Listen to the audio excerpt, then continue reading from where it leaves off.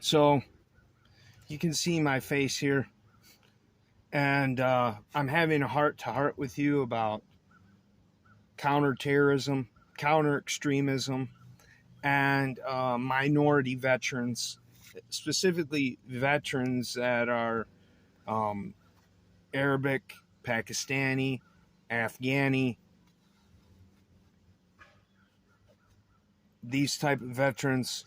I'm talking to you straight up after you get out, or some of the complications that you might have prior to uh, prior to decisions and diagnoses at the VA. Now, my whole life, I I've had issues with misdiagnosis, and it started out when I was a kid, and unfortunately, some places in the United States, they say kids have ADHD and dyslexia before actually checking their pupil dilation, how long they actually look at a piece of paper before they move around, or other environmental factors. Going back to military terminology, the environment dictates. So, in that case, if the child is sitting there and the teachers are moving around, they have papers, they're waving around and just in a hurry, and the kid's not really concentrating on the study material or the topic material, they may have hard time to they may have a hard time or troubled time to develop some skills at this rate that we set, or they may not want to develop the skills at the rate we set and that standard that's there. So they may have issues and misdiagnoses because of it. And unfortunately, I was one of those kids.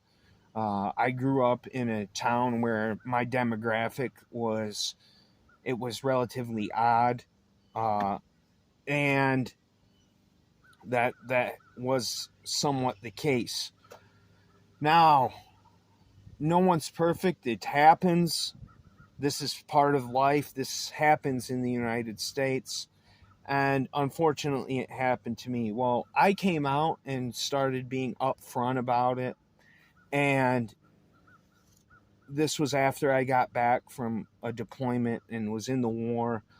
And they started saying this stuff about me, and people in the medical system in that area, and they said this was big business, pharmaceutical companies, yet they weren't giving me any names of anybody that worked in pharmaceutical companies, but there was people that worked in the government, and they could use reciprocity and work as doctors and things of that nature, and they did, and they do.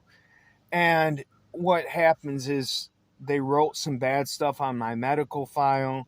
I was abducted for 9 days, and after that time, my ability to relax without anxiety skyrocketed, and I was feeling so uncomfortable, and it was just a very uncomfortable situation, and other people didn't like me, and all this stuff of hurling stuff on me and things of that nature were happening.